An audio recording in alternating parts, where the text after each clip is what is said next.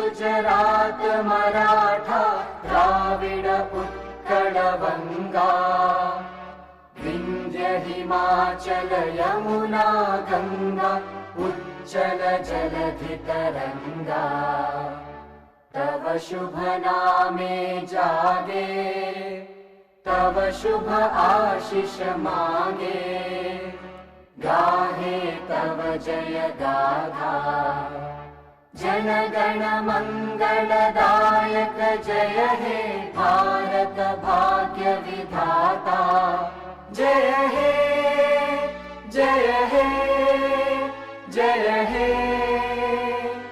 जय जय जय जय हे।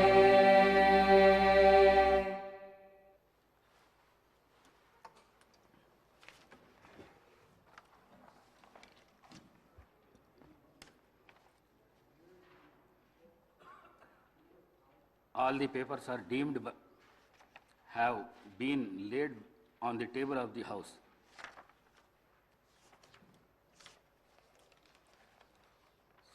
సంతాప ప్రతిపాదన.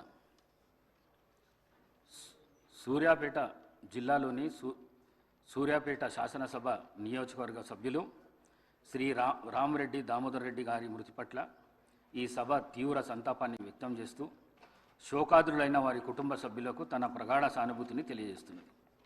శ్రీ రామరెడ్డి దామోదర్ రెడ్డి గారు 1952 సెప్టెంబర్ 14వ తేదీన శ్రీ నారాయణ రెడ్డి శ్రీమతి కమలమ్మ దంపతులకు ఖమ్మం జిల్లాలో పాతలింగాల గ్రామంలో జన్మించారు. వీరి విద్యాభ్యాసం అంతా తెలంగాణ రాష్ట్రంలో జరిగింది. వీరు arts and science college Warangal నుండి గ్రాడ్యుయేషన్ పట్టా పొందారు. వీరు డిగ్రీ పూర్తి చేసిన అనంతరం శ్రీమతి ఇందిరాగాంధీ పిలుపు మేరకు కాంగ్రెస్ పార్టీలో చేరారు.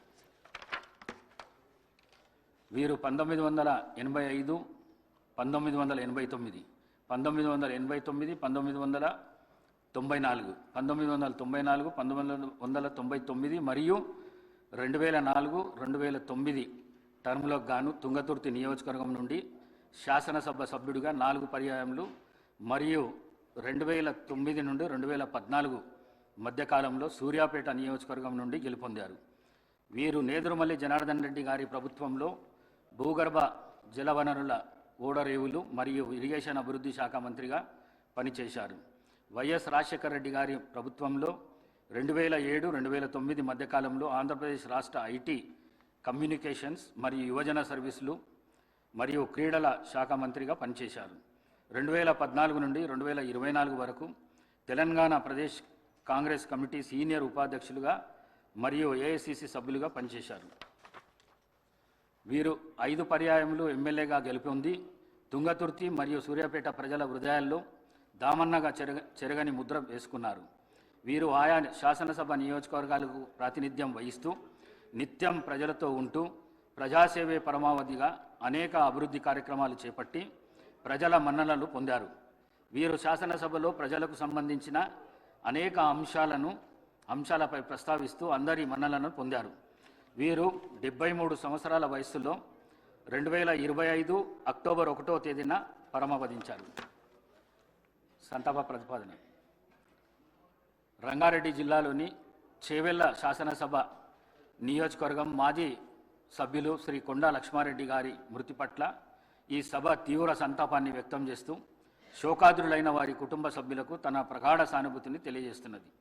శ్రీ కొండా లక్ష్మారెడ్డి గారు 1941 సంవత్సరంలో పెద్దమంగళారం గ్రామము, చేవెళ్ల తాలూకా, రంగారెడ్డి జిల్లాలో జన్మించారు. వీరు 1983-84 కాలానికి గాను చేవెళ్ల శాసనసభ నియోజకవర్గానికి ప్రాతినిధ్యం వహించారు. వీరు జర్నలిజంపై మక్కువతో 1980లో న్యూస్ అండ్ సర్వీసెస్ సిండికేట్ను స్థాపించారు. జూబ్లీహిల్స్ జర్నలిస్ట్ కోఆపరేటివ్ సొసైటీ మరియు ప్రెస్ క్లబ్ ఆఫ్ హైదరాబాద్ అధ్యక్షులుగా పనిచేశారు. వీరి కుటుంబానికి రాజకీయ నేపథ్యం ఉంది. వీరి తాతగారు శ్రీ కొండా వెంకటరంగారెడ్డి గారు ఉమ్మడి ఆంధ్రప్రదేశ్ రాష్ట్ర ఉప ముఖ్యమంత్రిగా పనిచేశారు.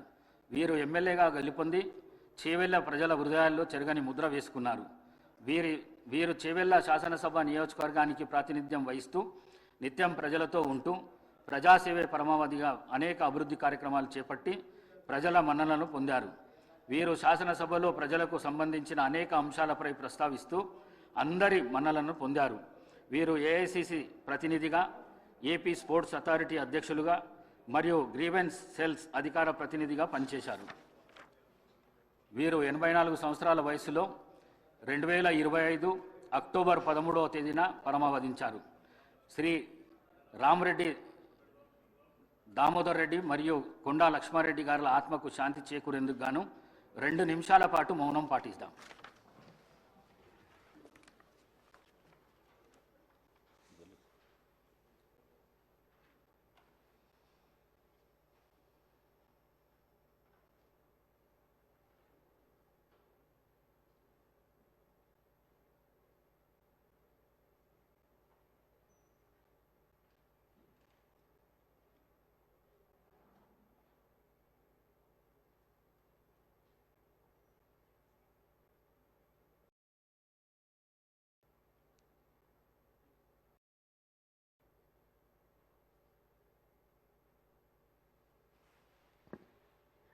ఓకే.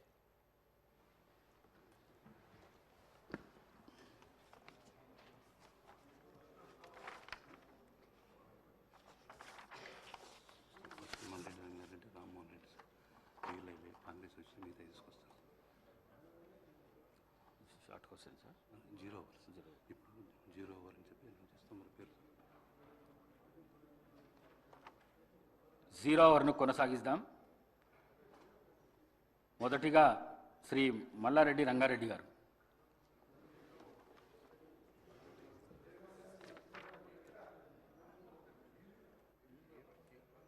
శ్రీ టి రామ్మోహన్ రెడ్డి గారు.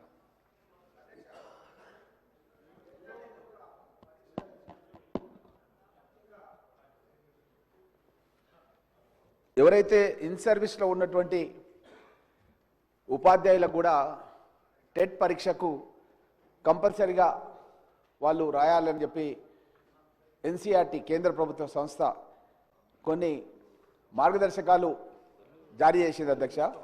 అయితే కొన్ని దశాబ్దాల కాలంగా ఉపాధ్యాయ వృత్తిలో సమసమాజ స్థాపన గురించి పనిచేస్తున్నటువంటి ఈ ఉపాధ్యాయులకు ఈ విధంగా టెట్ పరీక్ష కంపల్సరీ అని పెట్టడం అనేది కరెక్ట్ కాదు అధ్యక్ష. నేను మీ ద్వారా, మన సభ ద్వారా, తెలంగాణ శాసనసభ ద్వారా మనమంతా కూడా కేంద్రానికి ఒక లెటర్ రాసి ఎవరైతే ఉపాధ్యాయులుగా కొనసాగుతున్నారో, వాళ్ళు ఇన్ సర్వీస్లో ఉన్నారో, ఆ ఇన్ సర్వీస్లో ఉన్న ఉపాధ్యాయులకు టెట్ మినహాయింపు ఇవ్వాలని చెప్పి కోరుతూ అధ్యక్ష. ముఖ్యంగా ఏంటంటే ఒక సబ్జెక్ట్ టీచర్కి ఆ సబ్జెక్ట్తో సంబంధం లేకుండా వేరే సబ్జెక్ట్లో కూడా టెట్కు సంబంధించినటువంటి ఏదైతే ఎంట్రన్స్ పెడుతున్నారో, ఎగ్జామ్ పెడుతున్నారో దాంట్లో వాళ్ళు ఆ యొక్క సిలబస్ని పొందుపరుస్తున్నారు.